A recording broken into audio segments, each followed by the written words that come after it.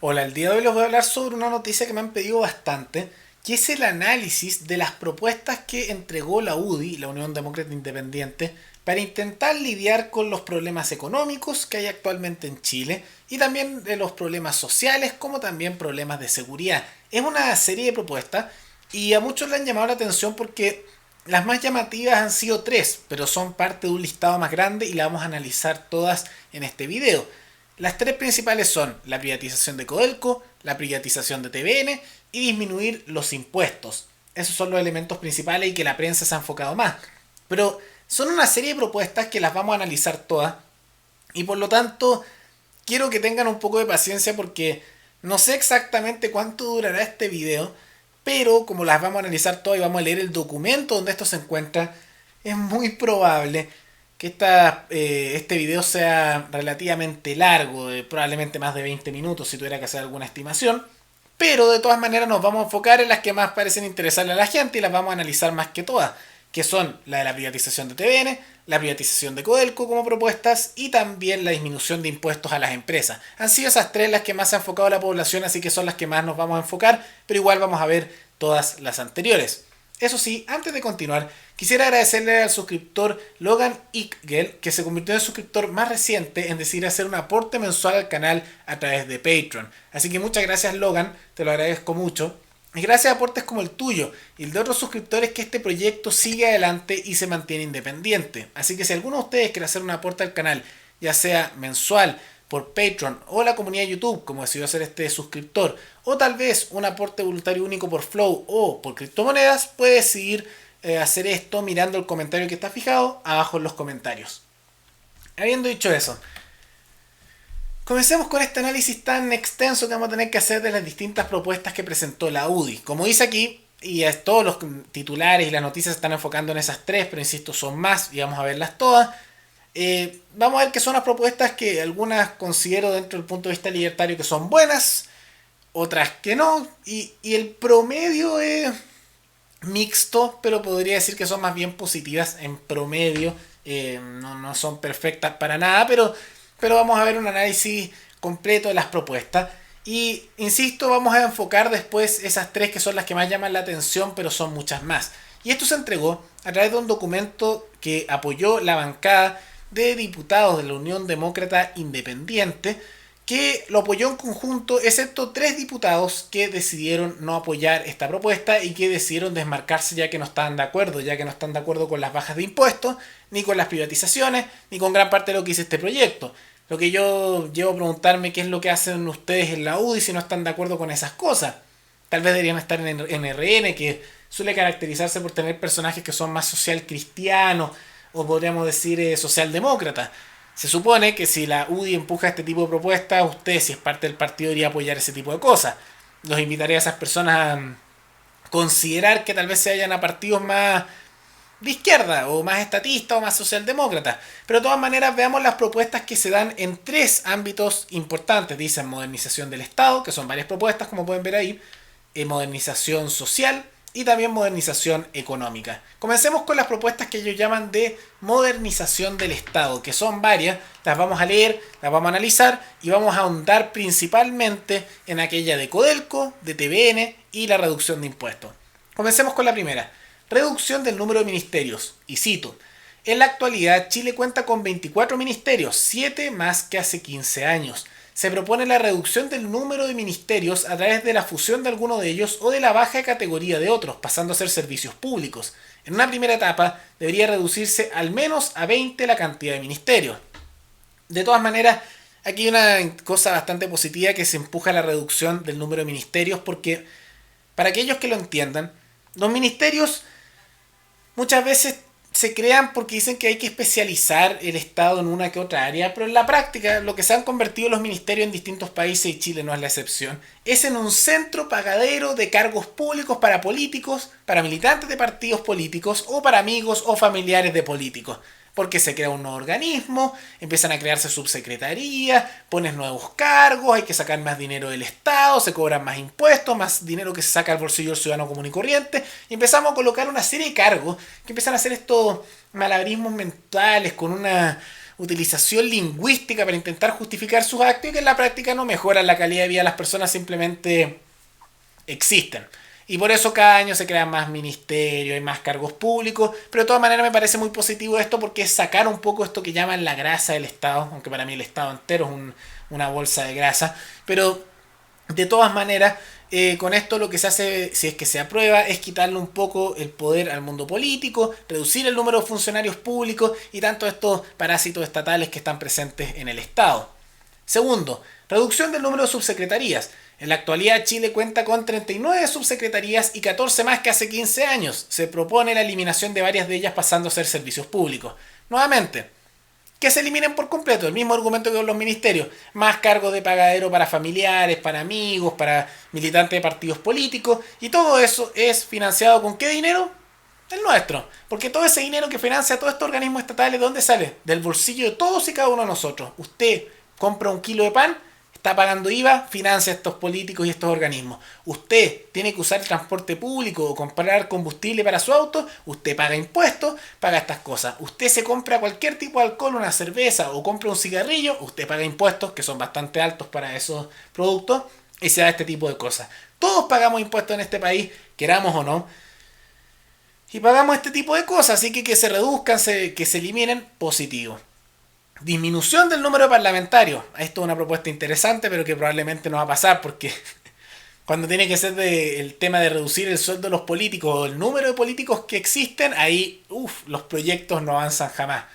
Se propone tener un máximo de 120 diputados y 40 senadores. El aumento en el número de parlamentarios, además de demostrar su ineficiencia, ha generado un alto coste para el Estado. Totalmente de acuerdo. Mientras menos políticos, mejor. Porque ¿en qué nos ayudan en realidad? Yo sinceramente lo pregunto. O sea, ¿usted vive mejor por tener un senador o diputado más? Yo creo que no. Yo no veo a nadie que le haya mejorado la vida con eso. No. Disculpen, estoy completamente equivocado. Al político que salió electo, a su familia y a todos los asesores tan esenciales que tiene, a ellos sí les mejoró la vida, al igual que a su partido político. Pero a las personas comunes y corrientes, nada, no ha ayudado en nada. Siguiente punto. Reducción de personal del Estado y de gastos ineficientes. En virtud de la eliminación de ministerios, subsecretarías y otros servicios del Estado, naturalmente debe reducirse la dotación del personal público, bajando así el gasto en personal del Estado, que hoy se lleva más del 20% del total del presupuesto público. Totalmente de acuerdo, porque si vas eliminando elementos del Estado, tienes que disminuir el número de funcionarios públicos. Porque, ¿a cuántos de ustedes le ha pasado que van a pedir un servicio público en una notaría o van a un hospital público y los atienden pésimos? O a veces ni los atienden. A veces el funcionario público, quién sabe dónde está. Eso es muy común y corriente. Y ellos tienen puntuaciones máximas. Usted ve a esos funcionarios públicos que no hacen nada y lo atienden pésimo y todos ellos tienen nota 7 porque se evalúan entre ellos. Y todos se ponen nota máxima y les dan bonos. Las maravillas del Estado chileno, ¿no? Todo pagado con nuestro dinero. De todas maneras, muy positivo. Hay exceso de funcionarios públicos. Cada vez se crean más, cada gobierno va creando más cargos para funcionarios públicos y van colocando a militantes de sus partidos políticos, a los amigos, y en la práctica el Estado se ha convertido, aunque siempre lo ha sido, en un pagadero de beneficios y privilegios para personas que están en cargos de poder y los asociados a ellos. Es así de simple. ¿Financiado con qué? Nuevamente, nuestro dinero sacado de nuestro bolsillo con los impuestos. Eliminación de programas mal evaluados. Se propone que los programas gubernamentales que por 2 años sean evaluados con mal desempeño sean eliminados. Toda la razón. Si la gente ve que algo no les sirve y que los tratan pésimo, ¿para qué debería existir un servicio que en la práctica es un pagadero de sueldos para personas que llegaron ahí por pituto, básicamente, por beneficio de estar asociado a alguien del mundo político o a un partido político? Reformulación de los programas de mejoramiento de gestión. Los PMG se crearon con el objetivo de incentivar monetariamente a los funcionarios públicos a cumplir sus metas laborales. Sin embargo, la realidad es que los PMG, estos programas de mejoramiento de gestión, se entregan siempre. ¿Qué es esto en la práctica? Es un bono que se supone que se da a un funcionario público por hacer bien su trabajo. Ahora, ¿qué pasa con esto? Lo hablamos hace poco. Debido a que se señala que el cumplimiento de metas llega al 100% en casi todas las reparticiones públicas, miren qué coincidencia, todos los funcionarios públicos 100% y a todos les dan bonos, todos los años. Porque recuerden que un funcionario público tiene un sueldo base, pero después les dan unos bonos, después tienen unos beneficios adicionales. Entonces en la práctica sus sueldos son mucho más altos de lo que realmente sale en el papel, por cosas como esta. Teniendo en consideración las deficiencias en el funcionamiento del aparato público, proponemos la existencia de PMG reales, es decir, una reformulación de cómo se establece el cumplimiento de metas en el sector público. De esta forma, el incentivo monetario se entrega realmente a quienes cumplieron las metas de gestión. Esta propuesta no me parece buena porque o peca de ingenuidad, porque piensan que realmente se puede hacer esto de que los funcionarios públicos entre ellos van a fiscalizarse, de verdad. Por supuesto. Por supuesto que entre ellos no se van a poner nota máxima para ganarse un bono todos los años. Por supuesto. O es una manera de hacer una propuesta que suene bonito y en la práctica quieren mantener que sea todo igual. Porque esto en la práctica es como agregarle un monto más alto al sueldo de los funcionarios públicos. Porque todos se ponen nota máxima. Deberían eliminarse por completo estos bonos adicionales. Porque les están dando con nuestro dinero bonos por ponerse ellos una calificación. Y si todos se evalúan mutuamente y saben que si se ponen nota máxima a todos les van a regalar más dinero de nuestro bolsillo, ¿ustedes qué creen que va a pasar? Entonces esto de calificaciones certeras por buen trabajo, digamos que es bastante ingenuo o es una manera de decir que van a hacer algo cuando en realidad no van a hacer nada. Lo ideal sería que se elimine eso por completo. Así que esta propuesta es ingenua o es una manera de tratar de decir que van a hacer algo cuando no lo van a hacer. Modernización de servicios públicos. Los servicios públicos deben estar orientados para ir en beneficio de los ciudadanos. Es por ello que se requiere de una profunda reestructuración de muchos de ellos que son fundamentales. Registro civil, CERNAC, Dirección del Trabajo, entre otros. Nuevamente esta propuesta es palabras vacías, porque suena muy bonito decir los servicios públicos deben estar orientados para ir en beneficio de los ciudadanos. Ya, y aquí dice que hay que hacer una reestructuración fundamental y uno dice que bueno, cambio, a modificar las cosas. ¿Cómo se van a cambiar? ¿Cuál va a ser la reestructuración? ¿Cuántas veces hemos escuchado que van a reformar tal institución pública o vamos a aumentarle los gastos como si eso fuera bueno para mejorarla? Y no pasa nunca. El Sename, que es un ejemplo terrible a nivel chileno porque ahí van muchas menores de edad y ocurre una cantidad de catástrofes así horribles que no voy a detallar necesariamente en este video, da para un video por su cuenta. ¿Y cuál es la solución de siempre? Lo vamos a revisar. Lo revisan, no cambia nada. Lo mismo en todos los servicios públicos. No, le falta financiamiento. Vamos a meterle más dinero del bolsillo del ciudadano común y corriente para arreglarlo. Y le meten más dinero y no cambia nada. Porque este es un secreto que no sé si los políticos lo saben o lo ignoran o no lo quieren saber porque no les conviene. Gastar más en algo no significa que va a ser mejor. Porque si ustedes gastan mal el dinero y les da lo mismo de dónde viene, porque al final nosotros lo pagamos y a ustedes les da lo mismo malgastar porque siempre les vamos a tener que pagar o nos meten presos por no pagar impuestos, no va a mejorar el servicio. Entonces esto nuevamente son palabras vacías y me preocupa que cuando digan reestructuración o reformar o revisar, en la práctica va a ser, vamos a gastar más dinero porque hay que gastar más en estos servicios y sea sacarle más dinero al ciudadano común y corriente. Nuevamente esas son palabras vacías. Pasamos a la siguiente y aquí vamos a ahondar un poco más. Privatización de Codelco.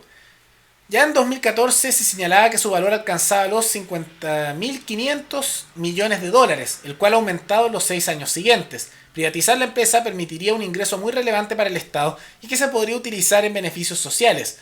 Asimismo, la privatización podría continuar generando excedentes para el Estado a través de cobro de los impuestos y del royalty minero, considerándose la eficiencia del sector privado. Y vamos a leer la siguiente, que es TVN, así vemos las dos cosas en conjunto.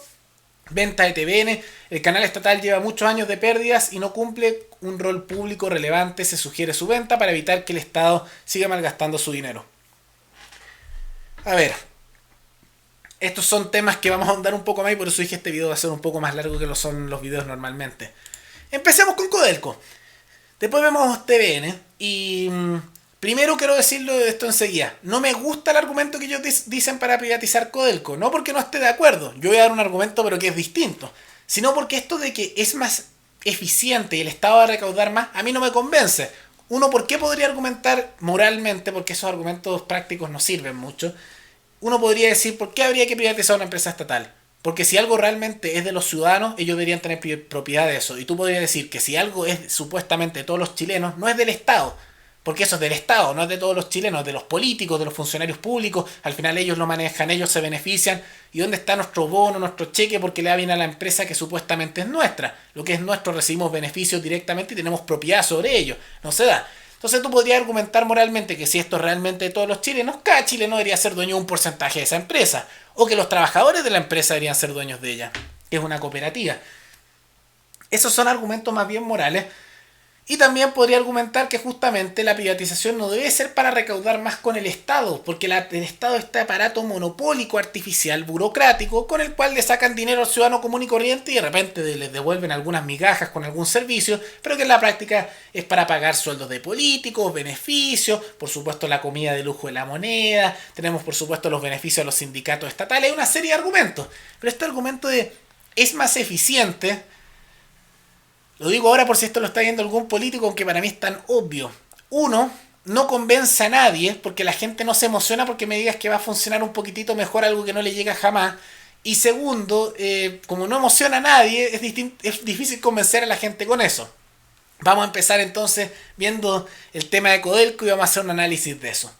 Codelco, la privatización. ¿Por qué personalmente creo que esto es una buena idea? E insisto que hay distintos modelos de privatización y a mí no me gusta el que se venda el mejor postor y se pasa el dinero al Estado para que después vean qué hacer con él. Porque eso usualmente genera que, opción uno, se lo pasen amigos de políticos o haya estas licitaciones que son media irregulares en las cuales justo un familiar o el amigo de alguien terminó con la propiedad.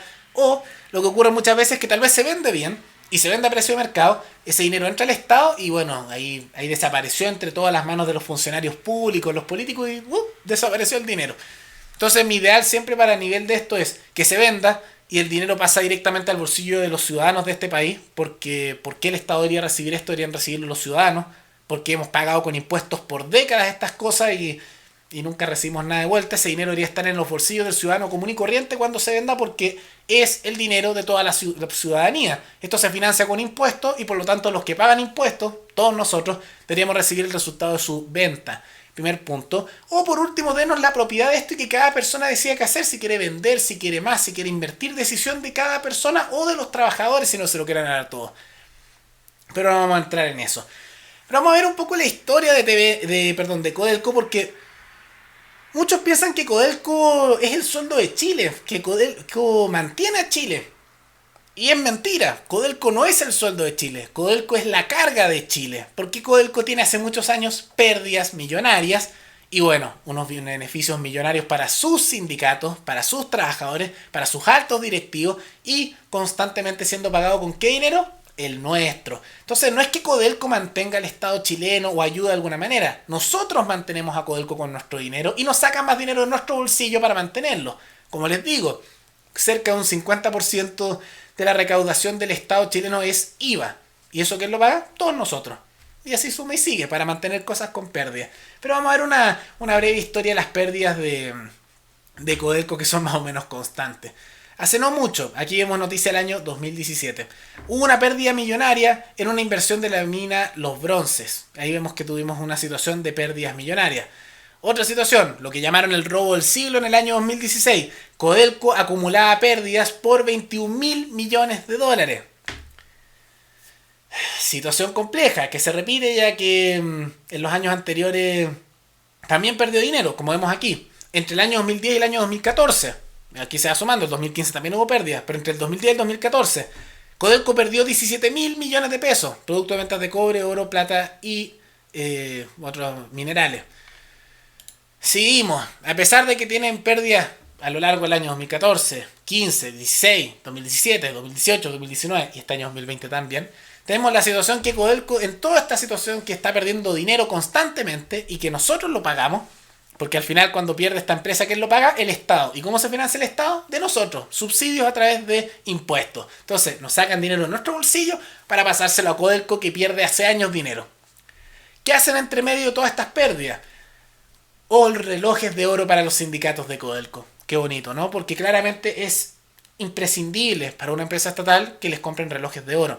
Y en su momento hubieron molestias a nivel nacional porque les iban a regalar relojes de oro a trabajadores de Codelco. Esto pedido por los sindicatos. Y muchos pensaron que esto se canceló. Pero después los sindicatos de Codelco hicieron una huelga y los repusieron. Así que les pagamos con nuestro dinero porque la empresa está perdiendo millones y millones de dólares que al final después salen de nuestro bolsillo para mantener a la empresa que está con pérdidas millonarias. ¿Y qué hacen con el dinero? Relojes de oro. Relojes de oro, por supuesto. También veamos a los estimados sindicatos de Codelco que en medio de todas estas pérdidas millonarias se ven bastante beneficiados. Hace no mucho, esto es del año 2019, de la primera mitad del año 2019, antes que ocurrieran todas estas situaciones complejas de octubre, etc. No, antes de todo eso, hubieron huelgas justamente en distintas minas de Codelco. Y había una oferta por parte de Codelco que se terminó aceptando, que era término de conflicto, que esto es normal, se van a la huelga y les piden término de conflicto y les dan unos bonos. ¿Bonos de dónde salen? De nuestro bolsillo, porque Codelco tiene pérdida y se mantiene con el dinero del ciudadano común y corriente, porque nuevamente pérdida la mantiene el Estado por ser una empresa estatal. ¿Y de dónde saca el Estado dinero? De nuestro bolsillo. ¿Cuánto fue el bono por término de conflicto para cada trabajador de Codelco? Recuerden que todo esto lo pagamos con nuestro dinero y que Codelco hace años que tiene pérdida. Bonos por 14,1 millones de pesos por trabajador. Y además un reajuste salarial, que es un aumento de sueldo por un 1,2%. Que esto dura por 36 meses. Entonces, ¿qué ocurre? Pérdida, pérdida, pérdida. Y después beneficios con relojes de oro, bonos millonarios, que maravilla, y dejando todo eso de lado, que ya es terrible porque hay pérdidas millonarias que pagamos con nuestro dinero, tenemos justamente una empresa que al final terminamos subsidiando nosotros y que no es que sea el sueldo de Chile, sino que nosotros somos el sueldo de Codelco, es al revés. Codelco no es el sueldo de Chile, sino que los ciudadanos chilenos son el sueldo de Codelco. Vemos también que en el largo plazo tampoco nos sirve, porque muchos dicen, es que es estratégica. Y es mentira. ¿Qué significa esa palabra empresa estratégica? Siempre es un argumento tan ilusorio, está al nivel de malabarismo mental, de estos malabarismos justamente lingüísticos, usar eso de empresa estratégica, porque ¿estratégica para quién? Estratégica para los políticos, para los que trabajan en Codelco, para todos los que se ven beneficiados, pero a nosotros no nos está beneficiando en nada. ¿Cómo se beneficia el ciudadano común y corriente con esto? Pero dejando todo eso de lado, además, el cobre no nos va a servir para siempre.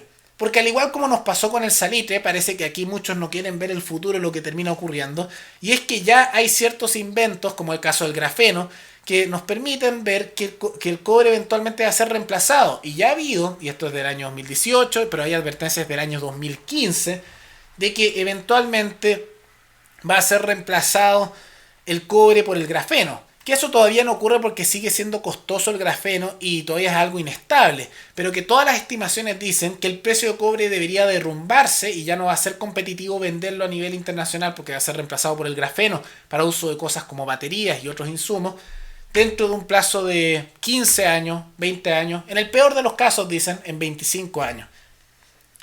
Pero entonces esto tampoco va a durar en tanto tiempo. Y si es así, si uno quiere justamente vender una empresa como esta, cuando uno todavía está a tiempo de ganar dinero con eso, tiene que hacerlo antes de que sea reemplazado el producto y los precios se caigan al suelo con el reemplazo de situaciones como el tema del grafeno. Pero no va a ocurrir eso. Y aunque tiene pérdidas millonarias y eso va a continuar en los próximos años, no va a cambiar, la gente va a seguir pensando que es el sueldo de Chile cuando en realidad es la carga de los chilenos. Pasemos al siguiente caso, Televisión Nacional, que también vimos que la UDI lo quiere privatizar. Vamos a ver el caso Televisión Nacional y que los políticos tanto lo defienden. Afortunadamente la UDI no es el caso y está pidiendo su privatización, su venta, pero el resto de los políticos no lo quieren vender. En el año 2020 dicen como gran cosa que redujo sus pérdidas, pero sigue teniendo pérdidas. Y en realidad las pérdidas millonarias de TVN, y esta noticia insisto es de mayo de este año, son por 1.469 millones de pesos. Año 2020, tomen eso en cuenta. Año 2019, acumula pérdidas de 12.000 millones de pesos. Año 2019. Año 2018, pérdida de 10.000 millones de pesos. Seguimos. Entre el 2014 y el 2017, pérdidas por 56.000 millones de pesos. Nuevamente, vamos siguiendo. Y la pregunta es, ¿cómo se financia TVN si siempre pierde dinero? ¿Cómo? Porque vemos que Codelco también está siempre perdiendo dinero.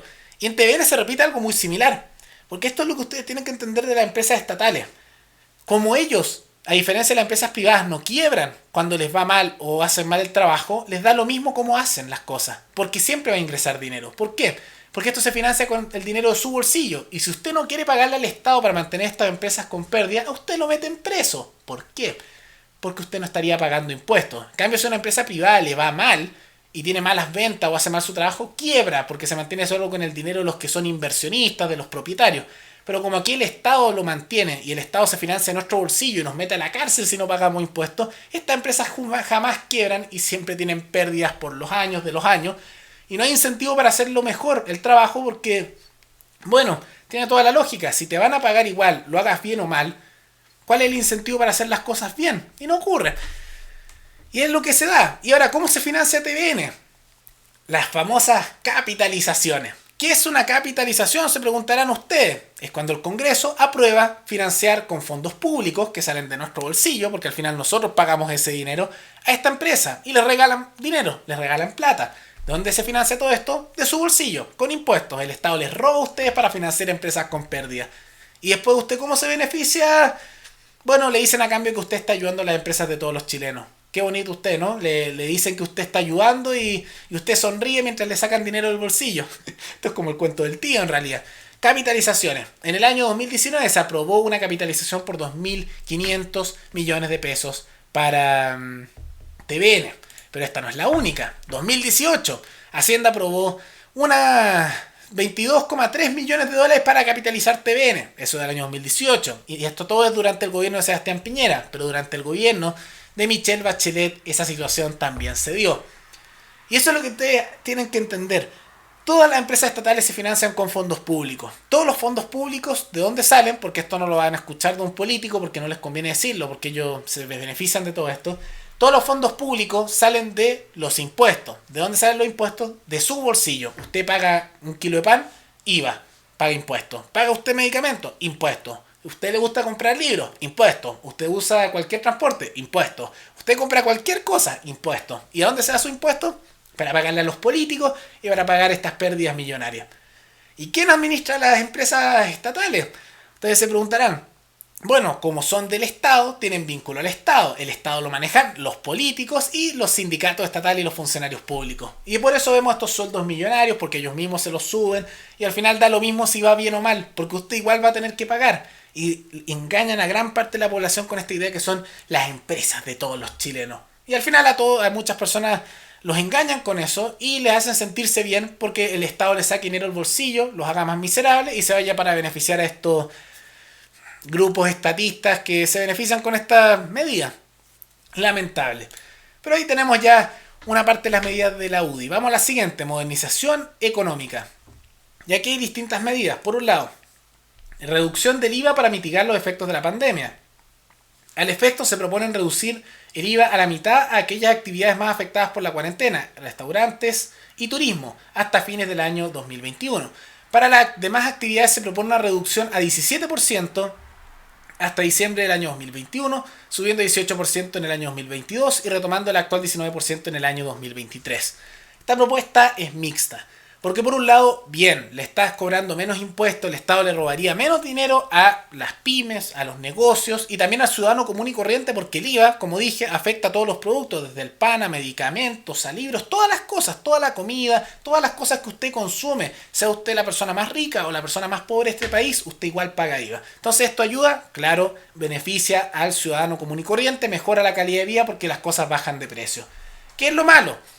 Que ellos realmente no, la propuesta de la UDI no es bajar los impuestos definitivamente, sino que simplemente los quieren bajar temporalmente. Y esto incluso es un error de negociación, porque si ellos quisieran bajarlo temporalmente, lo que querían decir es pedir que se baje definitivamente un monto más bajo del que quieren, porque al negociar lo que siempre ocurre es que se mueven los márgenes de negociación. Lo que pide un lado nunca lo consigue y lo que pide el otro tampoco. Cuando se negocian políticas se llegan a puntos medios. Entonces si uno es inteligente negociando, pide más de lo que quiere para obtener justamente lo que estaba buscando.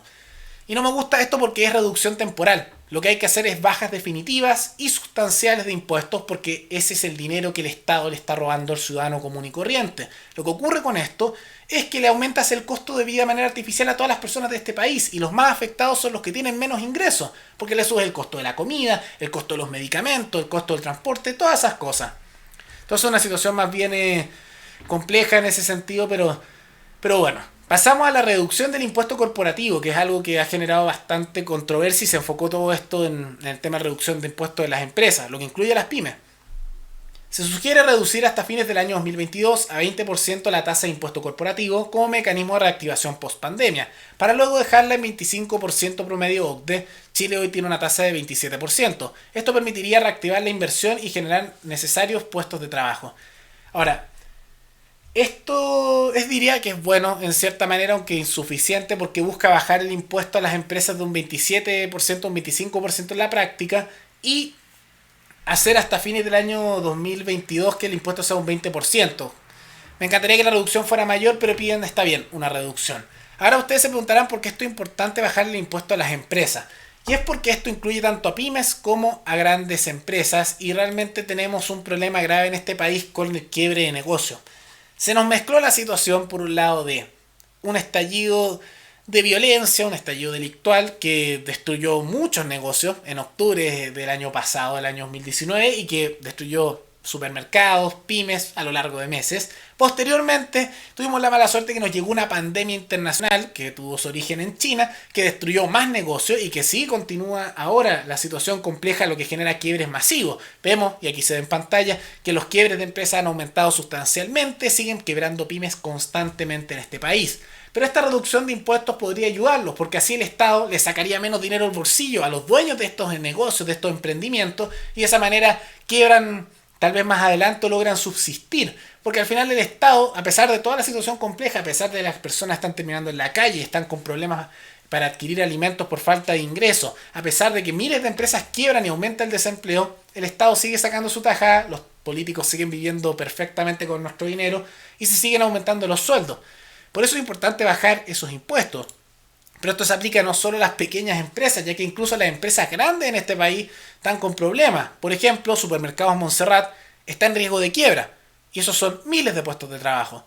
Ahora, ¿van a sobrevivir necesariamente? ¿Quién sabe? Puede ser. Pero si tú, con el Estado, le robas menos a las empresas y a los individuos, bajándole los impuestos, porque ni siquiera paras de robarles. Igual les están robando un 20% si se aprueba el proyecto de la UDI. Pero en vez de robarles un 27% como es ahora, les robarían un 20% por un tiempo y después un 25%. ¿Les roban? Sí, el Estado roba siempre porque siempre tiene que sacar con sus impuestos, pero al menos sería menos y les da más posibilidades de sobrevivir. Porque es inmoral que el Estado le esté sacando el dinero ya sea a individuos o a organizaciones de individuos, porque en la práctica lo están obligando. Es un impuesto, lo dice el mismo nombre. Te sacan el dinero y si no quieres pagar, mala suerte, te meten a la cárcel, te envían a los carabineros y hasta ahí llegaste. Entonces ahí está ese tema. Vamos al siguiente también. Creación de incentivos a la inversión, en especial para nuestras pymes que les permitan crecer sus emprendimientos.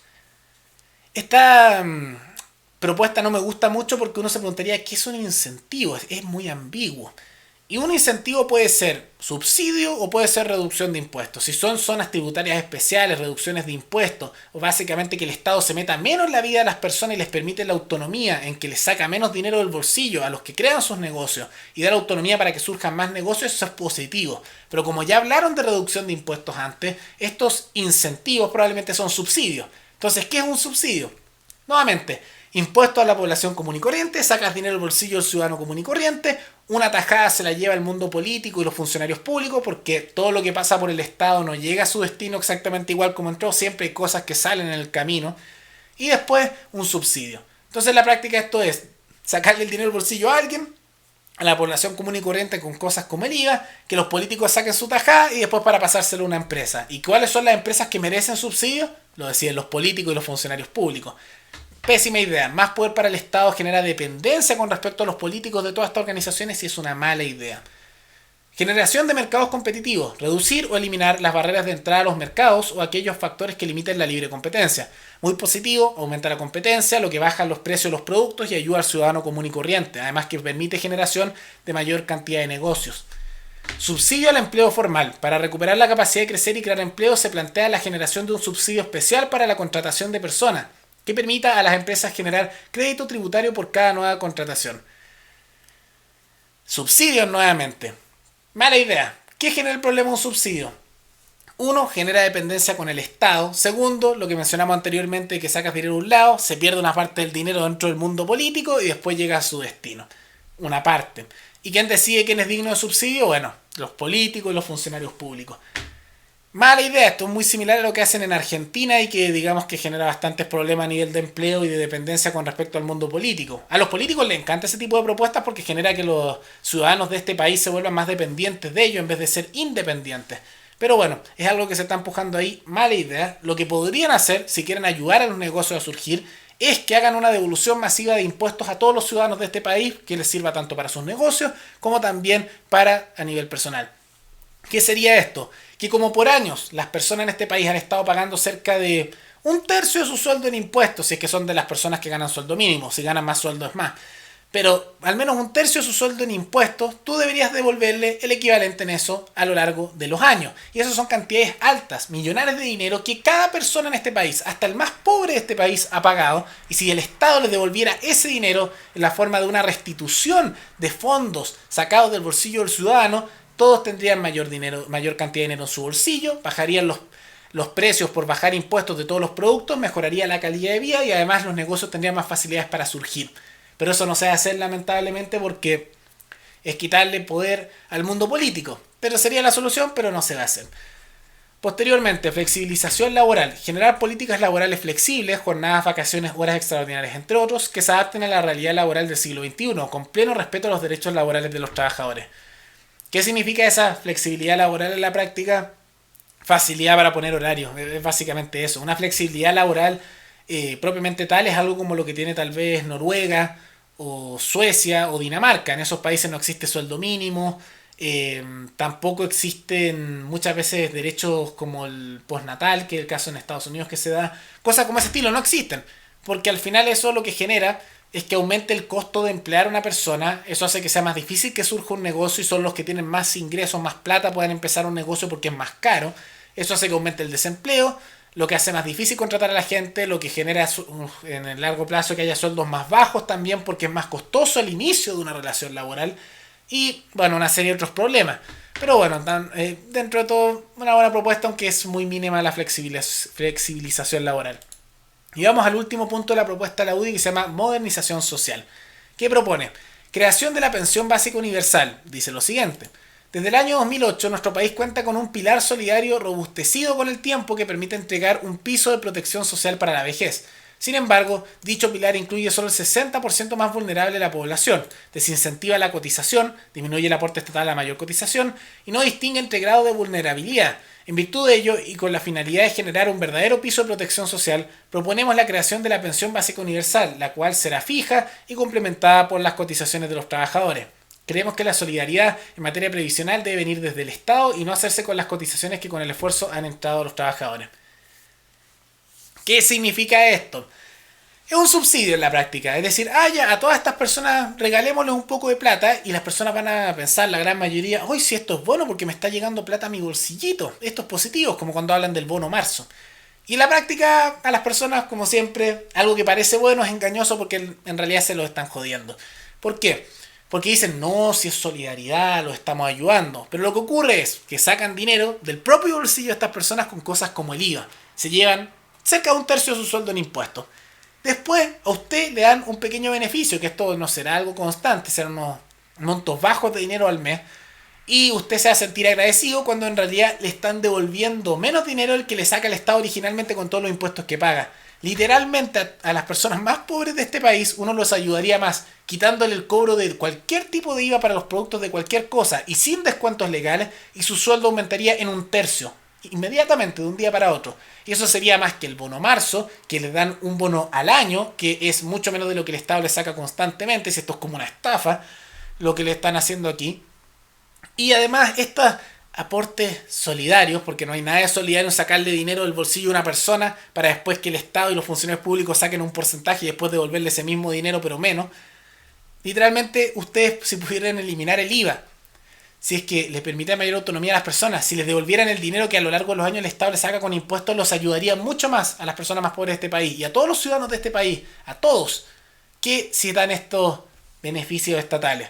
Pero no se va a hacer, ¿por qué? Porque eso significaría que dar conciencia a la mayoría de la población que el Estado les está robando, y en segundo lugar quitaría poder al mundo político, así que bueno, no se hace, esa es mala propuesta. Aceleración del proyecto Sala Cuna Universal. Esta iniciativa permitirá incorporar de manera mucho más decidida a la mujer en el mercado laboral. Usted, si quiere apoyar a que la mujer sea incluida en el mercado laboral, deberían empezar a evitar hacer leyes para hombres y leyes para mujeres. Deberían primero tener igualdad ante la ley, cosa que yo, habiendo estudiado Derecho, les digo que no se aplica, porque hay distintas leyes para hombres y distintas leyes para mujeres, distintas edades de jubilación, hay distintas leyes en materia penal como en materia laboral. Y si usted quiere ayudar a que las personas se inserten laboralmente, lo que tiene que hacer es facilitar su acceso al mundo laboral, no aumentando los costos de emplear a una mujer, sino facilitando justamente que el empleador pueda tener una mujer empleada como también un hombre. Lo único que hace esto es aumentar primero los costos de poder emplear, y esto hace que sea más difícil que las empleen porque es más costoso, y se incentive de cierta manera con esto la contratación de hombres, porque esta es la lógica de quien tiene un negocio. Quiero contratar a alguien, y contratar a alguien debería ser más barato porque me sale más fácil para crear mi negocio, que además ya es muy caro por todas las regulaciones e impuestos que pago como negocio. Entonces, ¿qué es lo que tú haces con estas leyes? Te dice, la cuna universal, el empleador tiene que pagar esto. Y entonces el empleador ve una lista y dice, perfecto, con esto me estás haciendo que sea más caro contratar a una mujer que un hombre porque tengo que pagar más cosas. Consecuencia lógica, si se hace más caro que sea contratar a una mujer que contratar a un hombre, ¿qué va a hacer el empleador que además está aplastado por regulaciones, impuestos y el servicio de impuestos internos que lo quiere destruir constantemente? Va a contratar más hombres principalmente porque le va a salir menos costoso. Bueno, no todas las propuestas son buenas, y qué se le va a hacer a estas personas. Y la última, antes de que pasemos a la modernización de la seguridad, priorización de recursos en la educación parvularia. El Estado de Chile debe priorizar su acción en materia educacional en la primera infancia, momento en el cual se generan las brechas educacionales y de conocimiento que luego se extienden durante el resto de la vida. La educación en Chile es tan mala, no porque el Estado no intervenga lo suficiente, sino porque ha intervenido. Los colegios estatales, al igual que las instituciones estatales en Chile, son pésimos, son una basura. Ustedes podrían hacer lo mismo que hizo Nueva Zelanda, que estaba en una situación muy similar al Chile actual en la década de los 70. Y lo que ellos hicieron fue crear sistemas de voucher en la educación, en que le decían a cada persona, usted por cada hijo, por ejemplo, tiene un monto fijo de dinero que puede elegir cualquier sistema educativo que quiera. Entonces, digamos un número imaginario. Digamos que a usted le dijeran, usted tiene 100.000 pesos de voucher por cada hijo para un jardín y posteriormente para el colegio, etcétera. Entonces usted elija lo que quiera. Y la mayoría de las personas eligen ir a instituciones privadas porque son mejores, y usted tiene ese voucher. Entonces a usted le pagan hasta ese monto, y lo que esté por sobre ese monto, usted lo tiene que pagar por su cuenta. Entonces imaginemos que hubiera una mensualidad de un jardín súper bueno que costara 110.000, 120.000 pesos. Con el voucher de 100.000 pesos, usted pagaría esos 100.000 con el voucher, y lo restante, los 10.000, 20.000 pesos, lo paga usted con su dinero. Y ahí uno puede elegir, aumenta la competencia y genera también que se generen más empleos privados y mayor autonomía y crecimiento económico y prosperidad de la población. En cambio, ¿qué es lo que se incentiva con cosas como esta? Mayor dependencia del Estado y asumir que los funcionarios públicos van a hacer bien su trabajo en los colegios, cuando todos sabemos que los colegios en Chile y las instituciones parvularias en Chile son una basura. Y eso en gran medida también aporta de que en gran medida los profesores de Chile no son igual que los profesores de Nueva Zelanda o de Finlandia, digamos que distan bastante en la calidad. Pero bueno, no es una buena solución, lo ideal sería un sistema de voucher en ese sentido, pero bueno, no se empuja. Modernización en seguridad. Las Fuerzas Armadas deben colaborar en la lucha contra el narcotráfico. Nuestras Fuerzas Armadas deben poner a disposición de las policías toda su capacidad logística para lograr desbaratar las redes del narcotráfico que se han internado en nuestro país. Es una mala idea. ¿Por qué? El narcotráfico se está infiltrando en todas las instituciones del país y eso no hay como pararlo. El ejemplo es México y Chile es otro ejemplo. Tú puedes hacer toda la guerra contra las drogas que quieras y no la vas a ganar jamás. Y en México, porque lo doy como ejemplo, se decidió hacer esto que está proponiendo la UDI. Lo llamaron la guerra contra las drogas. Lo empezó el presidente Calderón en el año 2006 en México. Envió a los militares a luchar contra los carteles de droga, a meterlo en las distintas poblaciones y de esa manera acabar con el narcotráfico. ¿Qué es lo que ocurrió? Murieron miles de personas. Después se empezaron a meter en el ejército la corrupción del narcotráfico, que ya hemos visto indicios en nuestro país que en carabineros y en el ejército hay cierta influencia del narcotráfico ya, que va a ir aumentando con el tiempo. Inevitablemente esas instituciones se corrompieron, se los tomaron los narcotraficantes, murieron miles de personas y no se arregló nada. El narcotráfico, la única razón por la cual tiene tanto poder y que ya se ha metido en el mundo político y también en las policías y en el ejército, es porque es ilegal. Si esto fuera legal, no tendrían ese nivel de poder, porque las discusiones serían justamente a través de tribunales, a través de discusiones más bien dentro del mundo jurídico organizado. También la calidad de los productos de la droga no sería tan mala, porque ocurriría lo mismo que pasó con el alcohol. Cuando el alcohol era ilegal, la calidad era pésima y había mafias, que es lo que ocurrió en Estados Unidos en la prohibición. Pasa lo mismo con la droga. En Chile, hasta los años 30, todas las drogas eran legales. En los años 20, en todos los países del mundo, tú veías carteles vendiendo heroína y cocaína. Y el mundo no se desmoronó por cosas como esas. Pero bueno, parece que aquí también tenemos que perder miles de personas y dejar familias destruidas y las instituciones corrompidas antes que nos demos cuenta de eso. Así que bueno, adelante. Intervención de poblaciones. Con la finalidad de devolver la tranquilidad a los vecinos se debe diseñar un plan de intervención de aquellos barrios más violentos de nuestro país para devolver la tranquilidad a las familias.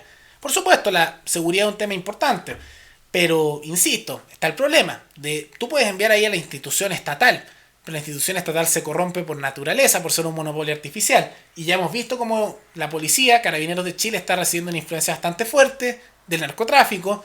Y ya hemos visto numerosos casos que en este canal hablamos, que particularmente en comunas donde el narcotráfico es muy fuerte, los carabineros de esas comunas también a veces o están influenciados por el narcotráfico o a veces son parte de la red de narcotráfico. Entonces no te sirve mucho este tipo de actuaciones de intervención per se. Lo otro que podrías hacer es facilitar el acceso a la tenencia de armas de la población y así los mismos vecinos podrían organizarse para defender sus propios barrios. Pero eso no lo van a permitir porque eso también disminuye el poder del Estado, así que bueno. Retomar la discusión legislativa de la ley anti-encapuchado.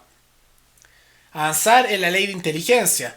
La violencia extrema de grupo organizado debe ser frenada y para ello, entre otros, se requiere que el Estado cuente con instituciones de inteligencia que permitan prevenir estos hechos subversivos. Ya existe la ANI. No ha sido muy efectiva y tiene un presupuesto millonario que pagamos todos nosotros y ahí está. Yo sinceramente veo a veces mejor trabajo de inteligencia por parte de youtubers que del Estado chileno. Entonces, una reforma de una institución estatal es lo mismo que pasa cuando dicen vamos a reformar esto.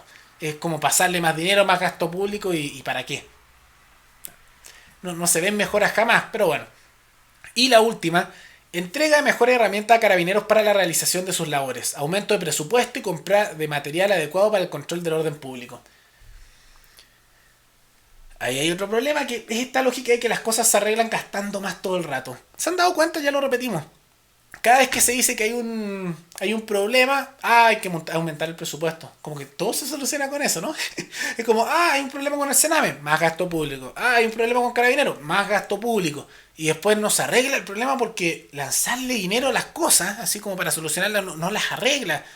Uno podría tener incluso presupuestos más bajos, pero que se utilicen mejor y funcionar mejor. Pero si tú simplemente lanzas dinero y esperas que se arreglen los problemas, no se arreglan. Pero bueno, dentro de todo diría que son propuestas en promedio positivas. Ya vimos, y aquí vimos con detalles cuáles me gustan y cuáles no.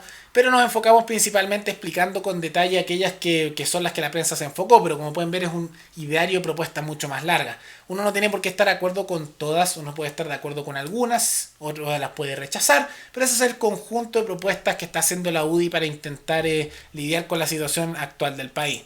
Ahora, la discusión política se va a dar tal vez de propuesta por propuesta y las personas discutiendo distintas cosas, no va a ocurrir. Pero yo quería informarles porque tanto los que proponen esto a veces se van a quedar con esas tres que les gustaron y van a aceptar el paquete entero viendo solo esa, y otros simplemente van a rechazar el paquete entero porque vieron esas tres. Pero yo les muestro las propuestas enteras y su análisis conjunto, aunque esto fue bastante largo, para que ustedes hagan su propia opinión y vean todo lo que están proponiendo. Porque como en todas las cosas, hay propuestas que son buenas y hay propuestas que son malas. De todas maneras, le agradezco al Patreon que me pidió que hablara de este tema. Y recuerden que ustedes me pueden hacer una recomendación de algún tema, de algún video abajo en los comentarios. Nos veremos en el siguiente video. Hasta luego.